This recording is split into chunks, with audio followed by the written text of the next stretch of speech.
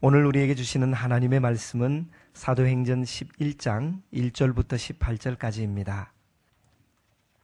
유대에 있는 사도들과 형제들이 이방인들도 하나님의 말씀을 받았다 함을 들었더니 베드로가 예루살렘에 올라갔을 때에 할례자들이 비난하여 이르되 내가 무할례자의 집에 들어가 함께 먹었다 하니 베드로가 그들에게 이 일을 차례로 설명하여 이르되 내가 욥바시에서 기도할 때에 황홀한 중에 환상을 보니 큰 보자기 같은 그릇이 내 귀에 매어 하늘로부터 내려 내 앞에까지 드리워지거늘 이것을 주목하여 보니 땅에 네 발 가진 것과 들짐승과 기는 것과 공중에 나는 것들이 보이더라. 또 들으니 소리 있어 내게 이르되 베드로야 일어나 잡아먹으라 하거늘 내가 이르되 주님 그럴 수 없나이다. 속되거나 깨끗하지 아니한 것은 결코 내 입에 들어간 일이 없나이다 하니 또 하늘로부터 두 번째 소리 있어 내게 이르되 하나님이 깨끗하게 하신 것을 내가 속되다고 하지 말라 하더라. 이런 일이 세 번 있은 후에 모든 것이 다시 하늘로 끌려 올라가더라. 마침 세 사람이 내가 유숙한 집 앞에 서 있으니 가이사랴에서 내게로 보낸 사람이라. 성령이 내게 명하사 아무 의심 말고 함께 가라 하시매 이 6 형제도 나와 함께 가서 그 사람의 집에 들어가니 그가 우리에게 말하기를 천사가 내 집에 서서 말하되 내가 사람을 욥바에 보내어 베드로라 하는 시몬을 청하라. 그가 너와 내 온 집이 구원받을 말씀을 내게 이르리라 함을 보았다 하거늘 내가 말을 시작할 때에 성령이 그들에게 임하시기를 처음 우리에게 하신 것과 같이 하는지라. 내가 주의 말씀에 요한은 물로 세례를 베풀었으나 너희는 성령으로 세례를 받으리라 하신 것이 생각났노라. 그런즉 하나님이 우리가 주 예수 그리스도를 믿을 때에 주신 것과 같은 선물을 그들에게도 주셨으니 내가 누구이기에 하나님을 능히 맡겠느냐 하더라. 그들이 이 말을 듣고 잠잠하여 하나님께 영광을 돌려 이르되 그러면 하나님께서 이방인에게도 생명 얻는 회개를 주셨도다 하니라. 아멘. 한 번은 예배를 마치고 예배당을 나서려는데 초등학교 3학년 어린이가 어머니의 품에 얼굴을 파묻고 울고 있었습니다. 그 어린이에게 다가가서 왜 그토록 속이 상했는지 까닭을 물었습니다. 교회에서 교회 친구들과 좀 더 놀고 싶은데 이튿날 아침 학교에 제출해야 될 숙제가 너무 많아서 그만 집으로 가야 되기 때문이라고 했습니다. 신나게 노는 친구들을 등지고 혼자 교회를 떠나는 것이 정말 싫었던 것입니다. 제가 그 어린이의 머리를 쓰다듬어 주면서 이렇게 말을 했습니다. 싫다고 해야 할 것을 하지 않으면 어른이 될 수 없단다. 어린아이의 특성이 자기 하고 싶은 것만 하려는 것이라면 성숙한 사람은 하기 싫은 것도 행합니다. 어린아이가 자기 중심적이어서 자기 하고 싶은 것만을 골라서 하려는 반면에 성숙한 사람은 자기 자신과 타인에 대한 책임감과 의무감으로 하기 싫은 것도 행하는 사람입니다. 어린아이가 이기적이어서 자신이 하고 싶은 것을 하지 못하게 될 경우에는 속상해하지만 성숙한 사람은 모두를 위해서 하기 싫은 일을 행하고도 함께 기뻐합니다. 하기 좋은 것만 골라서 하는 것은 자기 자신을 미숙의 운물 속에 가두는 어리석은 일이기에 그것은 결국 자해 행위로 끝납니다. 하지만 모두를 위해서 싫은 일도 행하는 것은 자기 성숙의 경지를 넓혀가는 것이기에 그것은 자신과 타인을 위한 유익을 낳게 됩니다. 참된 성숙은 결코 세월의 길이에 의해서 판가름되지 않습니다. 성숙과 미숙은 하고 싶은 것만을 하느냐, 싫은 것도 행하느냐에 의해 판가름 나게 됩니다. 그래서 나이든 미숙아도 이 세상에는 얼마든지 있고 젊은 성숙자 역시 얼마든지 있을 수 있습니다.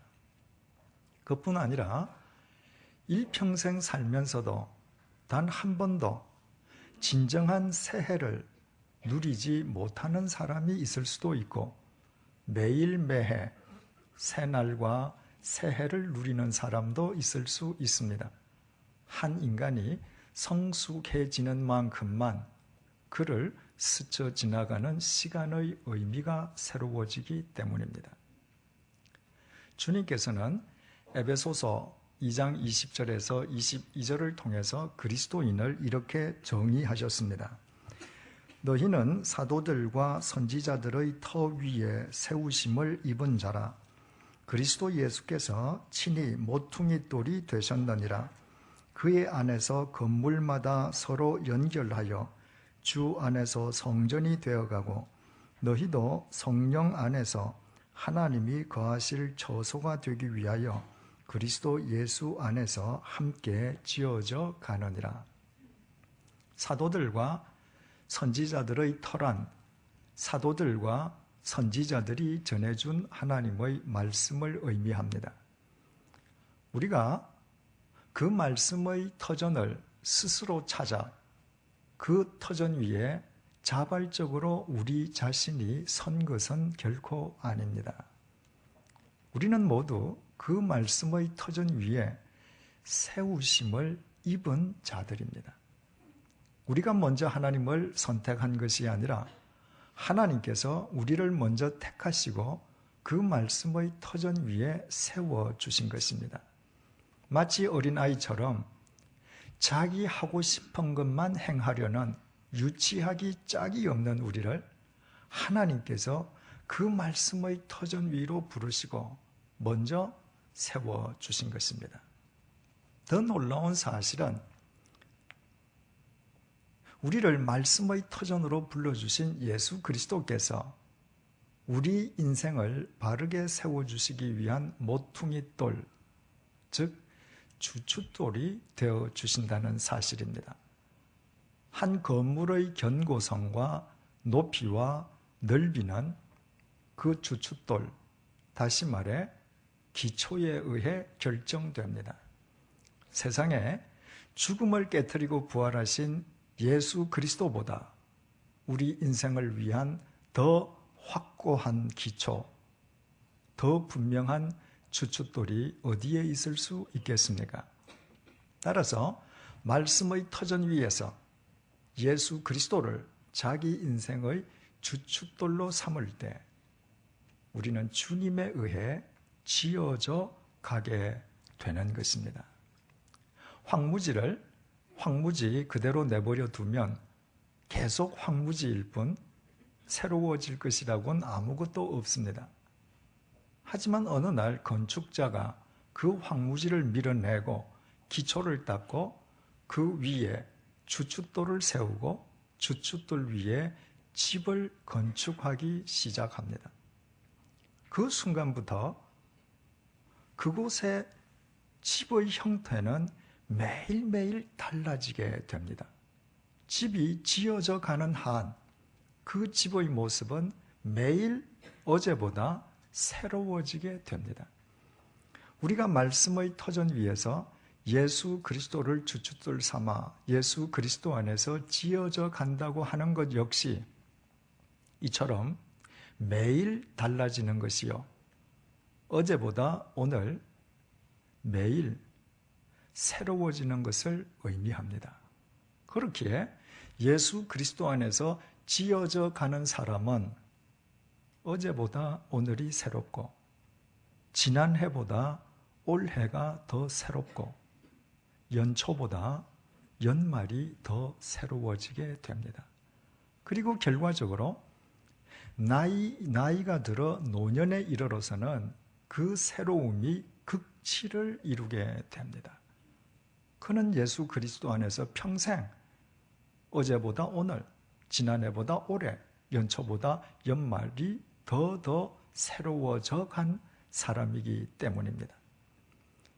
우리가 예수 그리스도 안에서 날로 새롭게 지어져 간다고 하는 것을 다르게 표현하면 어제 하기 싫어했던 것을 오늘 하나님의 말씀 속에서 그것이 마땅히 행하여야 될 것임을 깨닫고 행하는 것을 의미합니다.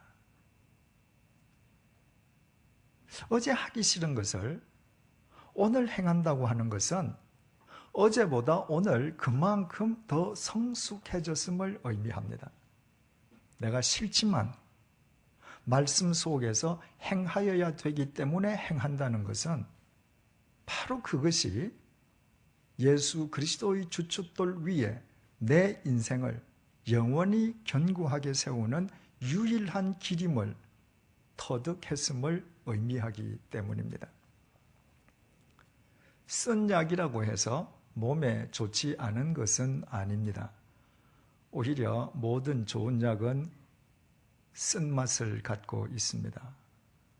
바로 그 쓴맛 속에 인체에 유익을 가져다주는 약의 효능이 들어있기 때문입니다.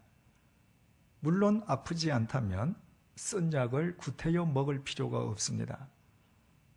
쓴 약을 억지로라도 먹어야 하는 까닭은 오직 하나, 병이 들었기 때문입니다. 우리가 하나님의 말씀을 쫓아 살아가기를 싫어한다는 것, 분명히 하나님에 의해 피조된 피조물들임에도 불구하고 하나님의 법칙을 따라 살아가기를 싫어한다는 것은 곧 우리의 심령이 병들어 있음을 스스로 증명하는 것입니다. 우리가 하나님의 말씀대로 살아가는 것이 때로 쓴 약처럼 쓰게 여겨지는 것은 바로 그 하나님의 말씀이 우리를 살리고 우리를 바로 세우는 능력과 효능을 지니고 있음의 반증입니다. 그래서 우리는 싫더라도 하나님의 말씀대로 살아가야 합니다. 하나님의 말씀만이 자기중심적인 우리의 소화병을 고쳐주는 치료제요. 하나님의 말씀 안에서만 우리가 날마다 바르게 지어져 갈 수 있고 하나님의 말씀에 의해서만 우리의 인생이 견고하게 구축될 수 있기 때문입니다. 유대인이었던 베드로가 이방인과의 교제를 언금하는 유대인의 관습법을 스스로 파기하면서까지 가이사랴의 이방인 고넬료 집을 찾아갔던 것은, 그리고 고넬료와 그 일행에게 복음을 전했던 것은 그것이 바로 하나님의 명령이었기 때문입니다. 그 고넬료 일행에게 베드로가 세례까지 베풀었던 것 역시 하나님의 영이신 성령님께서 그들에게 친히 임하시는 것을 베드로가 자신의 눈으로 목격했기 때문입니다. 자신이 평소에 인간으로 취급조차 하지 않던 이방인들 역시 예수 그리스도 안에서 자신과 똑같은 하나님의 자녀임을 확인한 베드로가 그들과 며칠씩 함께 더 머물면서 이방인과의 식사를 금기시하는 유대인의 관례를 깨고 그들과 함께 음식을 나눈 것은 조금도 이상한 일이 아니었습니다. 예전의 베드로라면 반드시 하기 싫어했을 그 모든 일들을 베드로가 기꺼이 행한 것은 바로 그것이 하나님의 명령이었고 하나님의 뜻이었기에 하나님의 말씀에 철저하게 순종하기 위함이었습니다.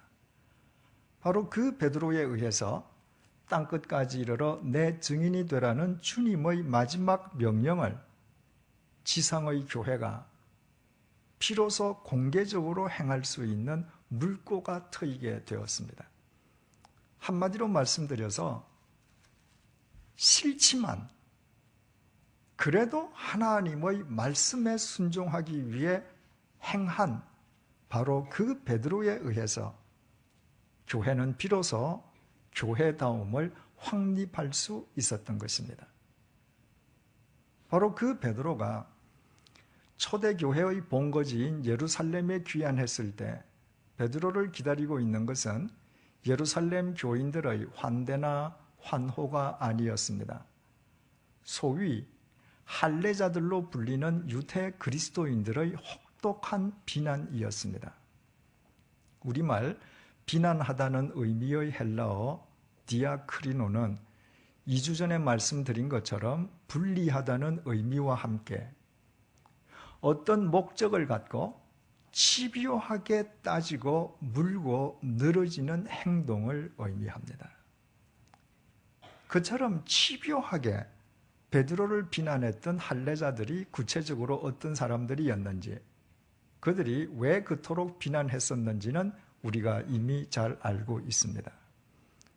오직 하나님의 명령에 순종하기 위해서 싫어도 행하여야 될 일을 행하고 온 베드로고 보면 다른 불신자도 아닌 같은 그리스도인들로부터 집요하게 비난받는다는 것은 참으로 곤혹스러운 일이었을 것입니다.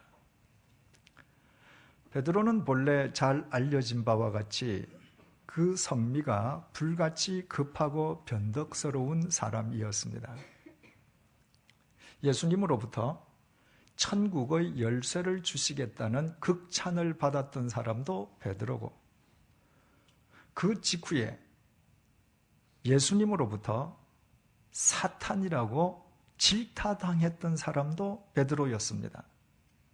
단 몇 초 사이에 베드로는 천국과 지옥을 오가는 사람이었습니다. 대제사장이 보낸 무리가 겟세마네 동산에서 예수님을 체포하려고 했을 때 칼을 빼내어서 제일 선두에 있던 말고라는 사람의 귀를 베어버린 사람 역시 베드로였습니다.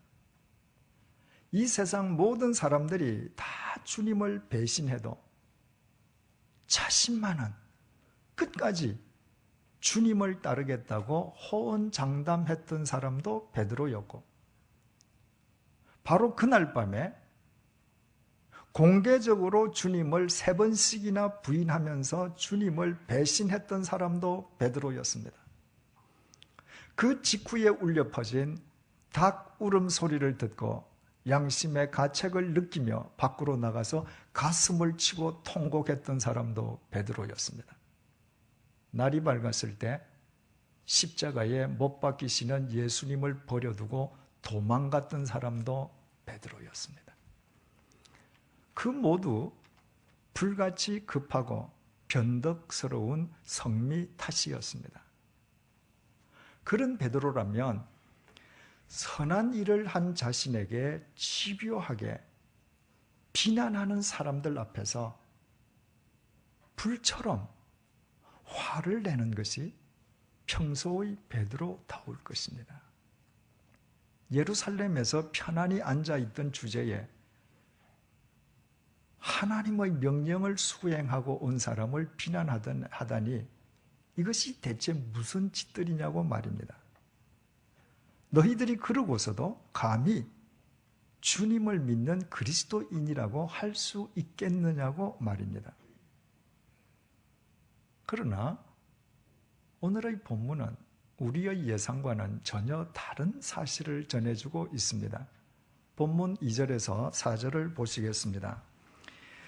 베드로가 예루살렘에 올라갔을 때에 할례자들이 비난하여 이르되 내가 무할례자의 집에 들어가 함께 먹었다 하니 베드로가 그들에게 이 일을 차례로 설명하여 이르되, 베드로는 할례자들이 집요하게 부당한 비난을 퍼붓는다고 해서 그들과 똑같은 방식으로 그들에게 대응하지 않았습니다.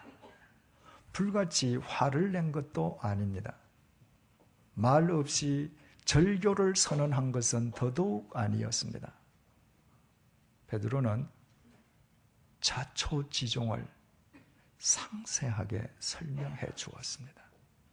자신이 왜 이방인인 가이사랴의 고넬료 집을 찾아갔는지, 왜 고넬료 일행에게 복음을 전했는지, 왜 세례는 베풀게 되었는지 또 왜 그 이방인의 집에서 며칠씩 묵으며 함께 이방인과 식사를 했는지 베드로는 모든 일을 처음부터 차례대로 온 정성을 다해 설명했습니다. 감정이 상해서거나 혹은 자존심이 상해서 대충 설명하거나 결과만을 일방적으로 통보한 것이 아니었습니다. 모든 것을 있었던 그대로 차례대로 설명해 주었습니다. 그 내용이 본문 5절부터 17절에 기록되어 있는 바, 우리는 사도행전 10장을 통해 그 내용에 대해서는 이미 상세하게 살펴보았습니다.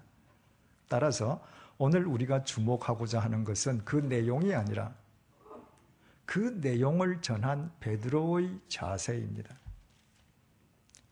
하나님의 명령을 쫓아서 선한 일을 행하고서도 같은 동료들로부터 부당하게 비난받는 상황이라면 그 상황 속에서 있었던 모든 일을 차례대로 성심성의껏 설명한다는 것은 대단한 인내력과 자제력을 필요로 하는 일이었습니다. 만약 예전의 베드로였다면 칼을 빼내어서 말고의 귀를 치듯이 자신을 비난하는 사람들을 썰어버리면 썰어버렸지, 누군가가 차례대로 설명해보라고 요구했다면 싫다고 거부했을 것입니다. 상을 준다고 해도 예전의 베드로라면 그렇게 하지 못했을 것입니다.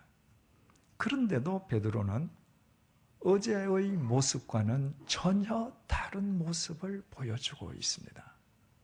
어제라면 싫어했을 일을 오늘 베드로는 기꺼이 행하고 있습니다.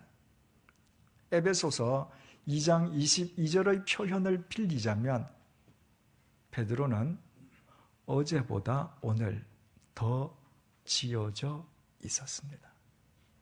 그래서 불같은 성미에 변덕스러운 성품을 지닌 어제의 베드로는 더 이상 찾아볼 수가 없습니다. 오히려 어제와는 달리 싫은 일이지만 그러나 마땅히 행하여야 될 일로 행하고 있습니다. 자기 앞에서 전개되는 상황은 대단히 부정적이었지만 그 부정적인 상황을 보는 베드로가 어제와는 다른 사람이 되어 있었던 것입니다. 이처럼 그리스도 안에서 매일 지어져 가는 사람이었기에 어제라면 하지 않았겠지만 오늘 기꺼이 일을 행했을 때, 다시 말씀드려서 자신을 비난하는 사람들에게 있었던 모든 일을 성심성의껏 차례대로 설명했을 때 그 결과가 어떠했었는지는 본문 18절이 전해주고 있습니다. 그들이 이 말을 듣고 잠잠하여 하나님께 영광을 돌려 이르되 그러면 하나님께서 이방인에게도 생명 얻는 회개를 주셨다 하니라. 베드로가 모든 것을 차례대로 설명하기를 마쳤을 때 베드로를 공박했던 할례자들 가운데에 또다시 베드로를 공박하고 나선 사람은 아무도 없었습니다. 그들은 모두 입을 다물었습니다. 잠잠했습니다. 자신들이 짐승처럼 여기고 있는 이방인을 신묘막측하게 구원해내신 하나님의 섭리 앞에서 그 누가 감히 또다시 베드로를 비난할 수 있었겠습니까?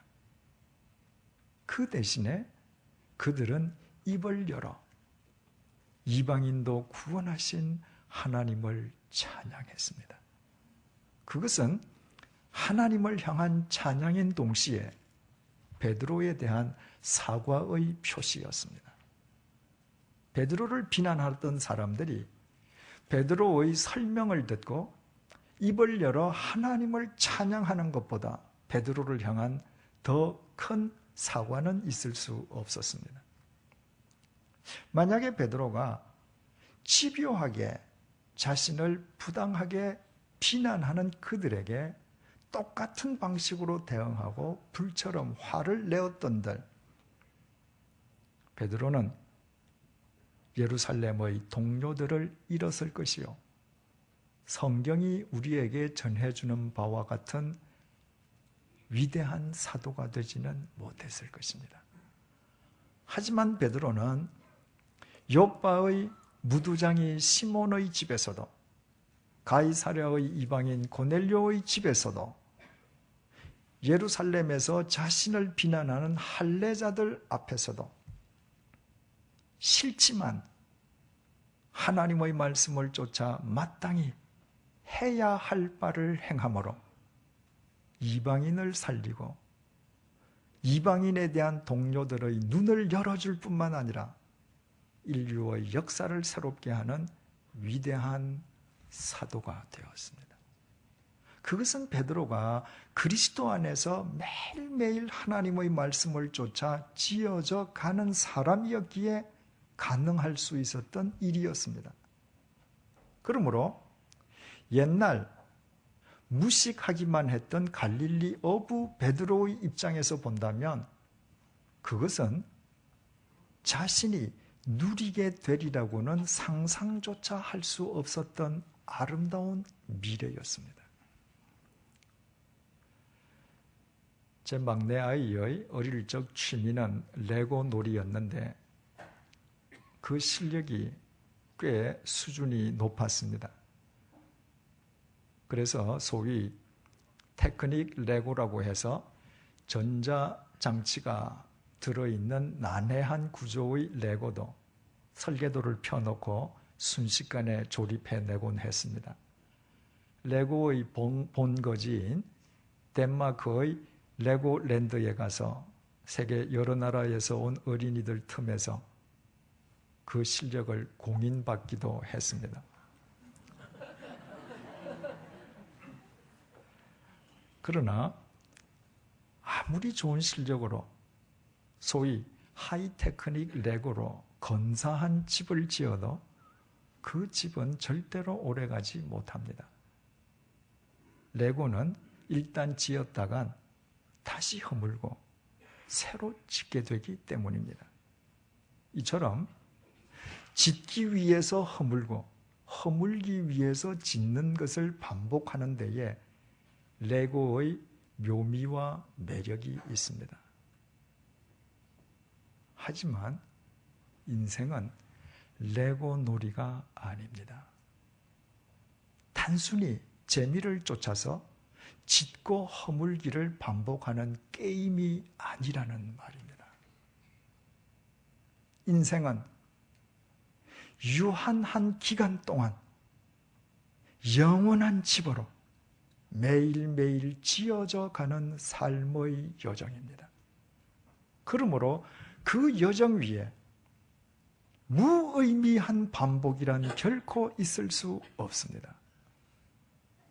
현재 진행형으로 지어져 간다고 하는 것은 한순간의 멈춤도 없이 계속 지어져 가는 것을 뜻하기에 그 사람의 오늘은 어제보다, 그 사람의 올해는 지난해보다, 그 사람의 연말은 연초보다 더 새로울 수밖에 없습니다. 이제 2008년도 마지막 주일인 송년주일을 맞이해서 우리 각자를 한번 되돌아보십시다. 우리는 지난해에 비해서 올 한 해 동안 그리스도 안에서 하나님의 말씀을 쫓아 좀 더 지어졌습니까? 예수 그리스도 안에서 새 것이 된 우리의 삶은 올해 1월 1일에 비해 오늘 12월 28일 좀 더 새로워졌습니까?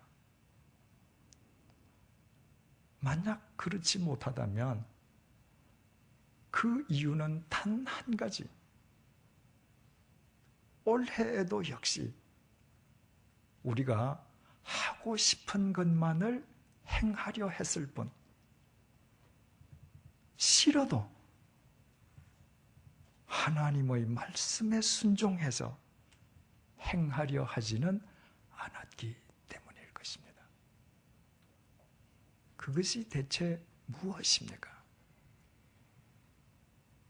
하나님과의 관계에서, 사람과의 관계에서 마땅히 행하여야 될 것임에도 불구하고 단지 싫다는 이유만으로 하지 않은 일이 대체 무엇입니까?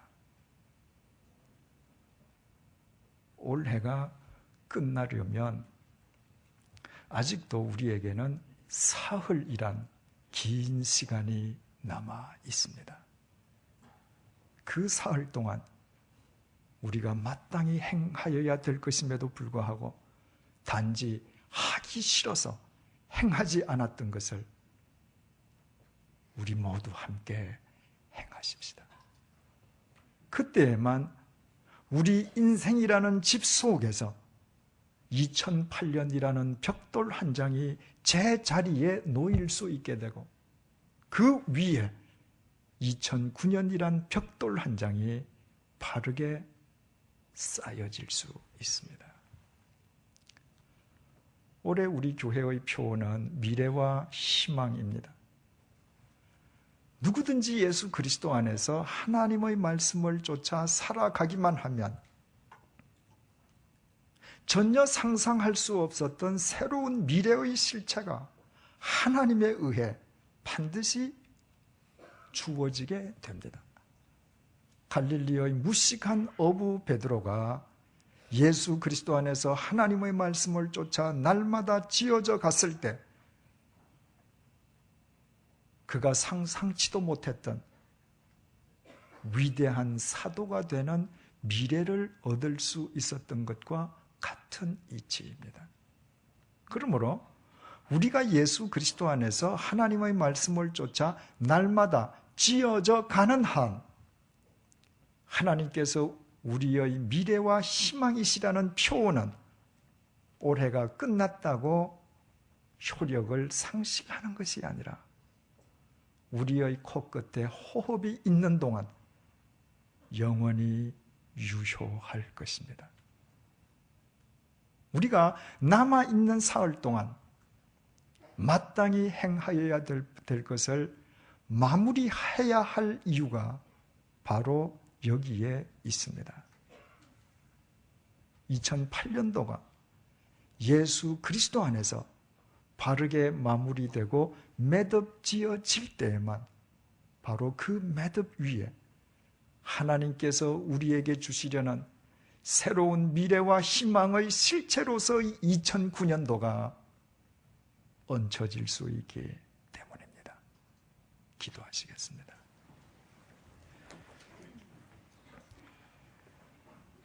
주님께서 베드로를 위한 말씀의 터전이 되어주시고 또 베드로의 인생을 위한 주춧돌이 되어주셨습니다. 그래서 베드로는 요빠의 무두장이 시몬의 집에서도 가이사랴의 이방인 고넬료의 집에서도 예루살렘에서 자신을 혹독하게 비난하는 할례자들 앞에서도 예전이라면 응당 싫어했을 일을 오직 하나님의 말씀에 순종하여 자신이 마땅히 행하여야 할 일로 알고 행하였습니다. 이처럼 베드로가 주님 안에서 하나님의 말씀을 쫓아 매일 지어져 가는 사람이었기에 그는 인류의 역사를 새롭게 한 위대한 사도가 되는 미래를 얻었습니다. 그것은 베드로가 주님 안에서 매일 말씀을 쫓아 지어져 가는 사람이 아니었던들 무식한 갈릴리의 어부 베드로로서는 절대로 불가능한 일이었습니다. 이제 2008년의 마지막 송년주일을 맞아 지난 1년을 되돌아봅니다. 올 1년 동안도 보잘것없는 우리를 주님의 사랑으로 품어주셨음을 감사드립니다. 특히 올해에도 주님께서 우리를 위해 변함없는 말씀의 터전이 되어주시고 우리 인생의 주춧돌이 되어주신 것을 감사드립니다. 그러나 우리 자신이 그 터전과 주춧돌 위에서 말씀으로 바르게 지어져가는 삶에는 미흡하였음을 고백드립니다. 올 1년 동안에도 우리가 하고 싶은 것만 추구하고 행하려 했을 뿐 싫어도 말씀을 쫓아 마땅히 해야 할 일은 등한시하였습니다. 그 결과 올해 역시 진정한 새날, 새해로 엮어지지는 못했습니다. 주님께서 우리에게 주신 귀한 생명인 시간을 그렇듯 무의미하게 허비하였음을 회개하오니 주님 용서해 주십시오. 그러나 올해가 끝나기 전에 아직 우리에게 사흘의 기회를 남겨주심을 감사합니다. 이 사흘 동안 하나님과의 관계에서, 사람과의 관계에서 우리가 마땅히 해야 할 일임에도 단지 싫다는 이유로 회피했던 일들을 맺어짓도록 도와주십시오. 그 매듭 위에 2009년이 새로운 미래와 희망의 실체로 얹혀질 수 있게끔 우리를 인도해 주십시오. 그리하여 2009년에는 주님 안에서 말씀을 쫓아 매일 새롭게 지어가는 우리를 통해 이 암울한 시대 속에 하나님의 뜻이 온전히 이루어지게 해 주십시오. 예수님의 이름으로 기도드립니다. 아멘.